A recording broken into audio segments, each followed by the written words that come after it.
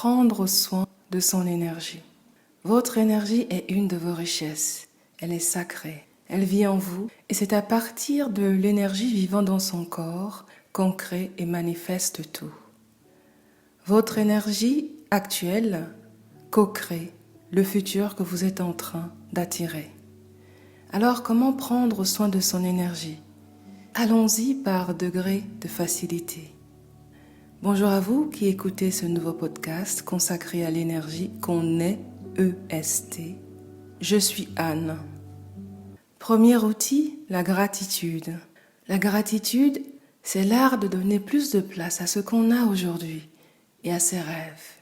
C'est donner plus de place à toutes ces choses qui ont provoqué de la joie, de la satisfaction, de l'émerveillement, de l'amour, de la légèreté dans votre vie.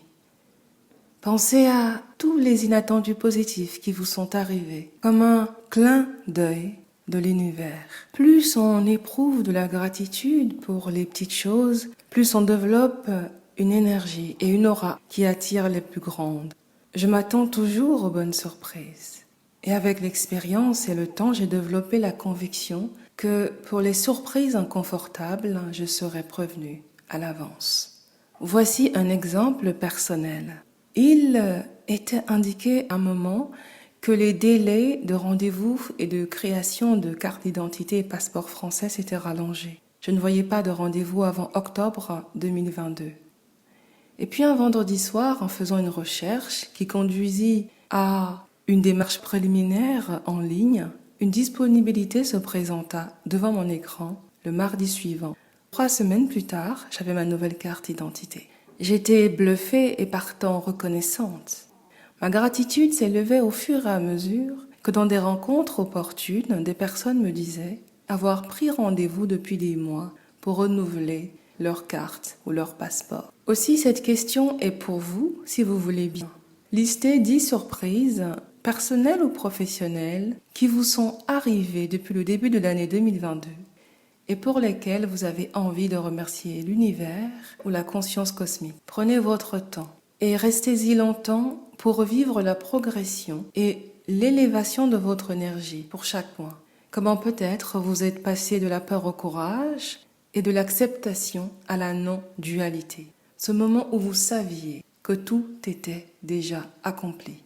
Deuxième outil pour prendre soin de son énergie, reconnaître les addictions invisibles pour s'en détacher. Le corps est un disque dur. Il enregistre tout, même les informations qui émotionnellement ne sont pas constructives pour notre avenir, parce qu'elles ont des énergies basses qui peuvent en soi créer de la peur. Alors, voici comment reconnaître une addiction invisible en 4 questions. Question 1. Quel est le pourcentage de ce que je lis, écoute et visionne qui contribue concrètement à ma vie et à mes rêves? Question 2. Qu'est-ce que le fait de savoir, de découvrir, d'apprendre en ce moment présent ajoute à mes rêves, à mon développement ou à mon expansion? Question 3. Quelle énergie j'ai reçue ici? Est-ce une énergie du possible, de l'espoir, de l'optimisme, de l'amour ou de la joie? Quand c'est le cas, le prochain chemin est l'expansion. Question 4. Suis-je en ce moment en train d'apprendre grâce aux expériences des autres ou suis-je en train d'autoriser une manipulation de mon énergie? La 4e question est celle qui m'a permis en 2015 de me débarrasser définitivement de la télévision et d'en faire un non négociable dans mon lieu de vie. 8 ans après, ça fait encore plus sens. On peut développer une addiction aux mauvaises nouvelles sans s'en rendre compte. C'est le cas si plus de 80% des informations qui vous attirent sont négatives. On peut avoir une addiction à ne voir que le négatif dans ce que proposent toutes les sources d'informations ou même quand on observe sa vie. Chaque nouvelle que vous écoutez impacte votre vie, votre processus de décision, vos croyances et même la vision que vous avez de votre liberté. Ce qui crée une transition appropriée pour le 3e et dernier outil à considérer si vous avez envie de prendre soin de votre énergie. Ce 3e outil est développer le muscle de la liberté. Vous avez déjà ce muscle.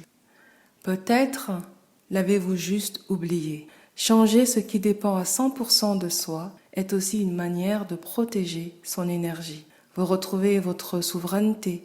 Choisir de faire grandir tout ce qui ajoute de l'énergie, de l'estime de soi, de l'amour de soi. Faire grandir ce qui vous inspire et vous montre que c'est possible et que aujourd'hui, plus qu'hier, le monde a besoin de votre optimisme pour améliorer le futur. Le monde va mieux qu'il y a 20, 40 ou 100 ans. La seule différence entre ces époques et aujourd'hui est que nous avons autorisé les turpitudes du monde extérieur devenir notre phare et véritablement s'installer là où nous récupérons. Résultat, certains parmi nous réduisent de plus en plus leur confiance en l'avenir vis-à-vis des autres, alors que jamais nous n'avons eu autant de possibilités d'apprendre à créer un métier qui nous ressemble ou de choisir ses relations humaines. Comment je le sais?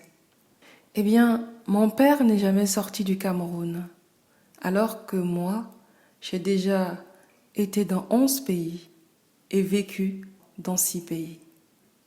Prendre soin de son énergie est indispensable pour se connecter au bon champ d'information, pour se connecter à son futur self, pour recevoir les prochaines étapes qui vous sont soufflées, murmurées, et que vous seul pouvez capter avec acuité et justesse quand vous êtes dans l'énergie jumelle de votre futur désirable. Si on ne vibre pas l'énergie jumelle de notre futur désirable, on peut facilement manquer le messager choisi par l'univers pour nous montrer le prochain arrêt d'évolution. Et croyez-moi, ce messager peut prendre n'importe quelle apparence humaine. Et je vais conclure avec cette phrase. En prenant soin de son énergie, on prend soin de l'énergie du monde.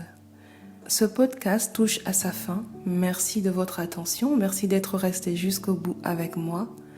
Je suis Anne Goagbe, Education Futurist. Belle fin de journée et à bientôt.